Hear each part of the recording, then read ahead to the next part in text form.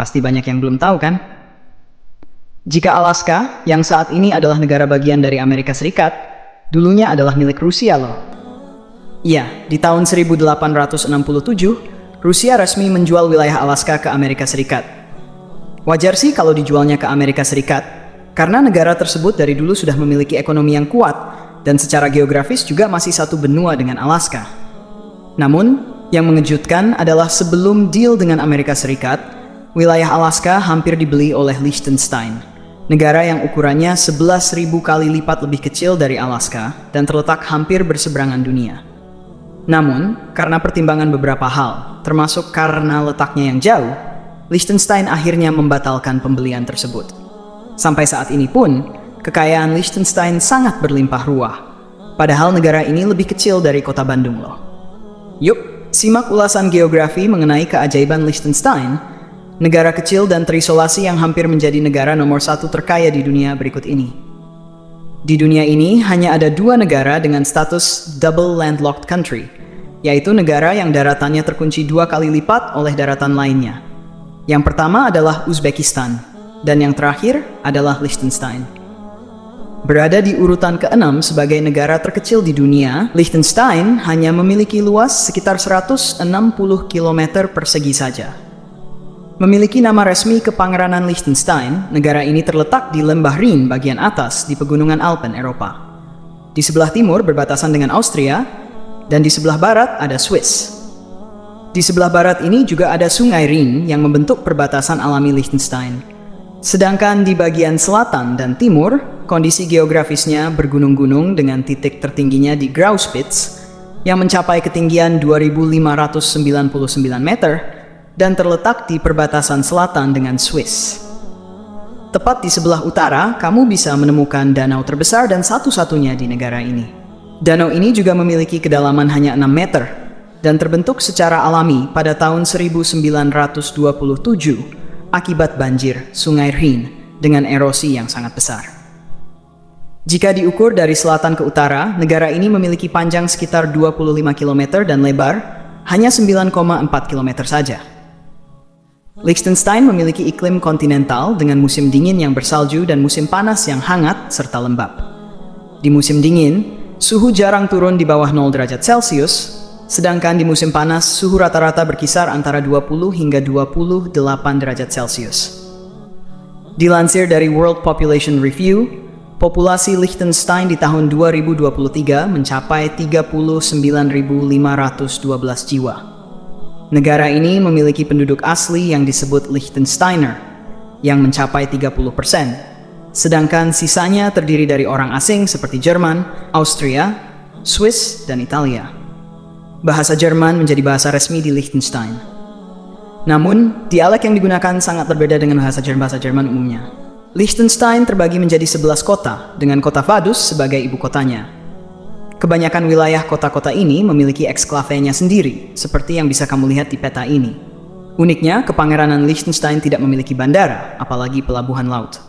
Namun, Liechtenstein memiliki heliport di Balzers yang terlihat seperti sebuah wahana. Selain itu, Liechtenstein juga hanya memiliki 4 stasiun kereta api yang dioperasikan oleh sistem federal kereta api Austria dan hanya melayani pada jam sibuk hari kerja. Liechtenstein pada dasarnya adalah wilayah terakhir dari Kekaisaran Romawi Suci yang tidak pernah benar-benar bergabung dengan negara lain, sebagian karena tidak ada yang peduli dengan negara ini. Liechtenstein adalah wilayah yang kecil dan medan yang bergunung-gunung, tapi kini Liechtenstein hampir selalu berada di 3 besar negara dengan PDB per kapita tertinggi di dunia, dan bahkan sekarang bersaing dengan Monaco untuk menjadi negara terkaya di dunia.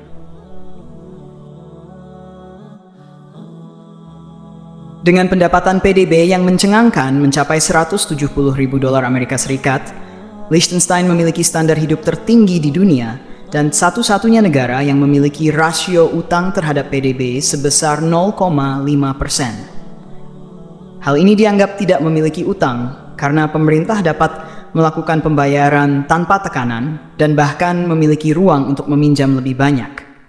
Sangat sulit menemukan negara lain yang mendekati. Namun, sekilas tidak jelas bagaimana pencapaian ini bisa diraih. Melihat kondisi geografis Liechtenstein yang bergunung-gunung dan tidak adanya akses ke laut, negara ini sangat buruk untuk perdagangan dan pembangunan. Ditambah, populasi yang kecil juga mempersulit pabriknya untuk bersaing secara global.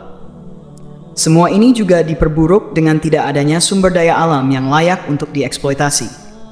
Jadi, bagaimana tepatnya kerajaan kecil ini berubah dari negara yang terpencil dan terisolasi, yang rakyatnya dahulu rata-rata adalah petani miskin, menjadi negara yang sangat kaya raya seperti sekarang.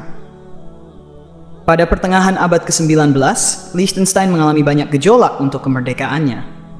Meskipun Kekaisaran Romawi telah runtuh, disusul jatuhnya Konfederasi Rin, dan kemudian pembentukan negara bersatu Jerman, Liechtenstein tetap tak tersentuh.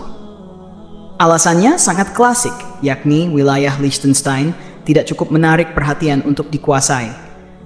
Bahkan, keluarga penguasa Liechtenstein tidak pernah mengunjungi negara tersebut sampai tahun 1842, sekitar 123 tahun setelah memperoleh tanah sebagai sarana untuk mendapatkan hak suara di Kekaisaran Romawi.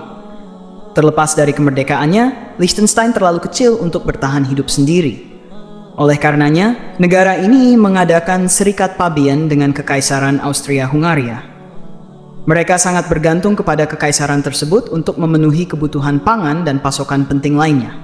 Namun, hal ini justru memiliki keuntungan lain bagi Liechtenstein yang berhasil memikat produsen tekstil di Swiss untuk mendirikan pabrik di sana, menandai awal industrialisasi di negara ini. Namun, kemajuan industri ini sangat lambat karena kondisi geografis Liechtenstein yang keras, yang berimbas pada mahalnya harga barang-barang.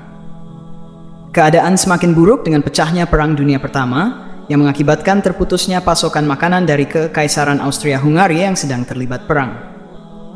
Meskipun Liechtenstein mengambil sikap netral dalam Perang Dunia Pertama, negara ini yang disatukan dengan kekuatan pusat, harus tunduk pada embargo ekonomi yang keras yang diterapkan oleh kekuatan sekutu.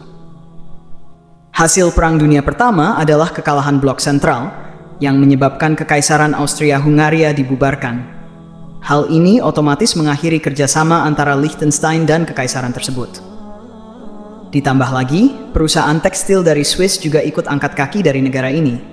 Akhirnya, Liechtenstein dibebani utang yang sangat besar dari pembayaran impor makanan dari Swiss. Sudah miskin sebelum perang, setelahnya pun semakin miskin. Karena tidak dapat hidup mandiri secara ekonomi, Liechtenstein berhasil masuk ke dalam serikat pabean dengan Swiss. Hal yang sama terjadi sebelumnya dengan Kekaisaran Austria-Hungaria. Mungkin pada saat itu Swiss berpikir tidak masalah menolong negara kecil tetangganya, yang pada akhirnya juga sama saja dengan mengamankan penyangga negaranya. Meskipun pengaruhnya kecil terhadap Swiss, dampaknya bagi Liechtenstein sangat besar.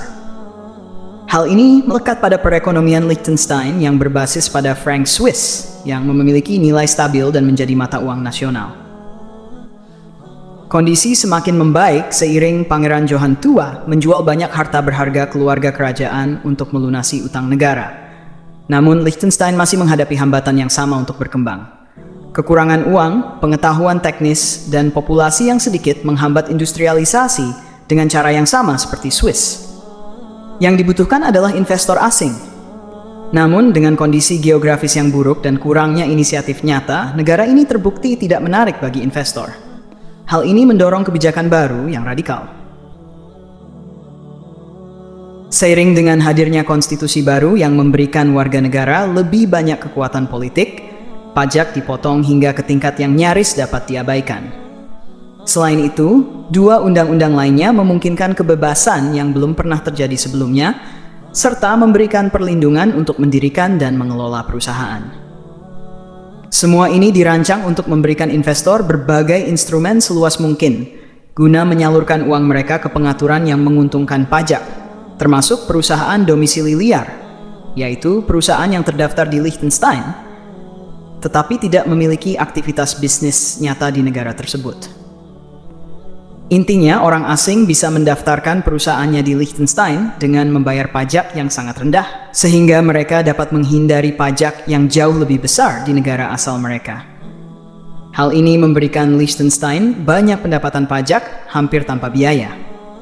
Setelah peraturan tersebut diberlakukan, banyak perusahaan asing berbondong-bondong mendaftarkan perusahaannya di negara kecil ini. Bahkan hingga kini, Liechtenstein adalah salah satu dari sedikit negara di dunia yang memiliki lebih banyak perusahaan terdaftar daripada jumlah warganya. Setelah berhasil menarik perusahaan asing untuk mendaftar, Liechtenstein mengambil risiko besar dengan mendirikan pembangkit listrik tenaga air pertamanya untuk mendorong pertumbuhan industrialisasi yang lebih signifikan. Tampaknya negara ini telah menemukan kombinasi kebijakan yang efektif untuk perekonomiannya. Namun, tak lama kemudian, Liechtenstein dihantam oleh skandal keuangan besar-besaran, banjir hebat, dan akhirnya Perang Dunia Kedua pada tahun 1939 yang membuat negara ini kembali menghadapi krisis ekonomi. Kali ini berbeda. Perang Dunia Kedua membawa manfaat tak terduga. Gejolak perang membuka jalan bagi pengetahuan baru dalam teknis industri. Karena sebagian besar tenaga kerja Swiss dimobilisasi untuk berjaga-jaga menghadapi inflasi, Liechtenstein menerima pekerja tambahan. Hal ini mendorong banyak pabrik Swiss untuk mendirikan fasilitas di negara ini guna memproduksi amunisi dan komponen mesin yang lebih canggih. Meskipun perang merusak ekonomi global dan membuat banyak warga menderita, Liechtenstein berhasil menghindari konflik langsung dan keluar tanpa cedera dibandingkan negara-negara Eropa lainnya.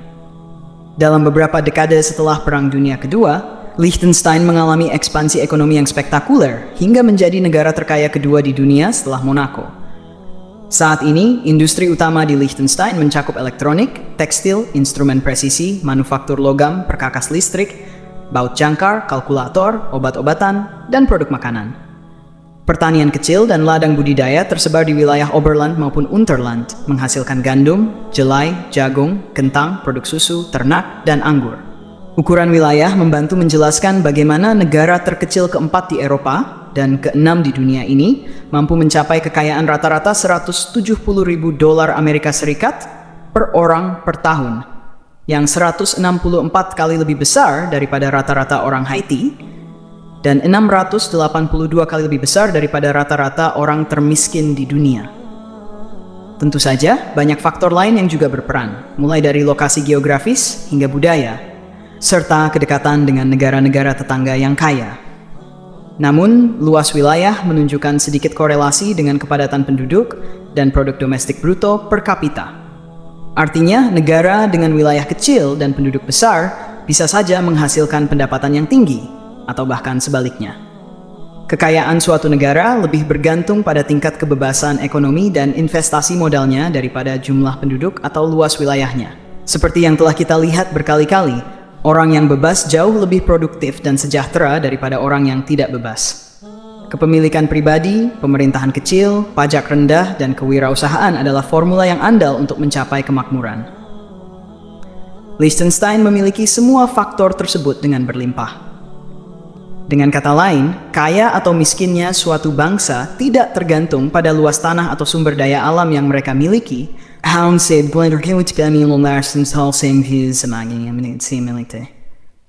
Mangsis.